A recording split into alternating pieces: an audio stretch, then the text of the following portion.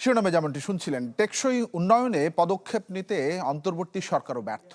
গণ অভ্যুত্থান পরবর্তী সুযোগও হাতছাড়া হয়ে গেছে অনিয়ম আর দুর্নীতির কারণে। চ্যানেল 24-কে এসব বলেছেন বিশ্লেষকরা। তারা বলছেন, অর্থনৈতিক সূচক পরিবর্তনে কাঠামোগত পরিবর্তন গুরুত্ব পায়নি আমলাতান্ত্রিক জটিলতাতে, যাতে বেড়েছে অস্বস্তি। দেলোয়ার হোসেন দোলনের রিপোর্ট দেখুন। ম্যাক্স, দেশের সবচেয়ে শক্তিশালী 52.5 এন গ্রেডের পিসিসি সিমেন্ট।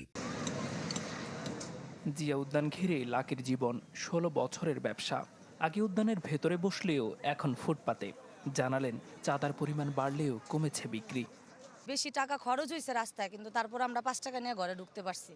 আর এখন আপনার যদি 20 টাকাও কামাই, আপনার 5 টাকা 15 টাকায় বাইরে খরচ হয়ে যায়। সড়কে কাঁধে থাকা ইউসুফের হাওয়াই মিঠাই তার স্বপ্নের মতোই নরম, তবু টিকে থাকার লড়াইয়ে শক্ত। গাড়ির গতি কমলে ব্যস্ততা বাড়ে তার, এরকম অস্বস্তি অন্যদেরও। এটা দিয়ে তো আমার ঘর সংসার চলে, পড়ালেখা চলে, এটা তো কান্দে রাখতেই হইব, নাহলে তো চলবো না। আমাদের জুলাইয়ের আকাঙ্ক্ষা ছিল অর্থনীতি সহ সকল প্রকার বৈষম্য দূর করা। সেটা এখন সময়ের সাথে সাথে সেটা কমে নাই, বরং আরও বেড়েছে। চাকরি, ব্যবসা, বাণিজ্য খুব একটা ভালো যাচ্ছে না, কারণ একটা অস্থিতিশীল পরিবেশ আসলে মানুষের মধ্যে ভীতি আকাঙ্ক্ষা কাজ করছে। নির্বাচনের পরে হয়তো আরও ভালো কিছু আশা করা যেতে পারে। অথচ স্বাধীনতার দীর্ঘ 5 দশকে প্রথমবারের মতো অন্তর্বর্তী সরকারের আমলেই দৃঢ় প্রত্যাশা তৈরি হয়। দীর্ঘদিন ধরে চলে আসা অচলায়তন ভাঙার একটা আশা জাগে সুষম অর্থনৈতিক ব্যবস্থা গড়ার। সেই লক্ষ্যে নেওয়া হয় স্বল্প, মধ্য ও দীর্ঘমেয়াদী পদক্ষেপও। কিন্তু সাফল্য কতটুকু? টাস্কফোর্স এবং কমিটি সরকার স্থাপন করেছে, সেহেতু এগুলির মাধ্যমে একটা বড় ধরনের সরকার হবে, এটা অনেকের প্রত্যাশা ছিল। আরেকটু পরিষ্কার করে বলে যাওয়ার সময় হয়েছে যে কোনগুলো সে বাকি সময়ের ভিতর শেষ করবে এবং কোনগুলোকে সে মনে করে আগামী সরকার দায়িত্ব নেবে।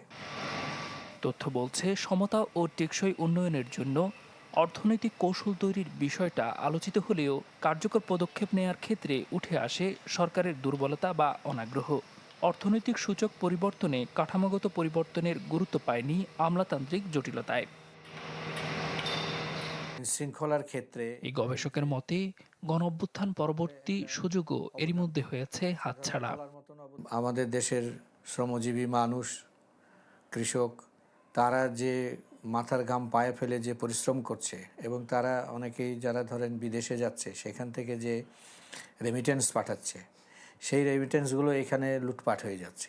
আমাদের এক একজনের ঘাড়ের উপরে $638 করে ঋণ, বৈদেশিক ঋণ চাপা আছে। নতুনভাবে পাচার করার যেসব চ্যানেলগুলো, সেগুলো আমার মনে হয় যে বন্ধ করা গেছে। তৃতীয় যেটা, সেটা হলো যে এটাকে ফিরিয়ে নিয়ে আসা। এই প্রক্রিয়াটা একটু দীর্ঘ এবং সেখানে আমাদের বিদেশি কোর্টেও এটা প্রমাণ করতে হবে।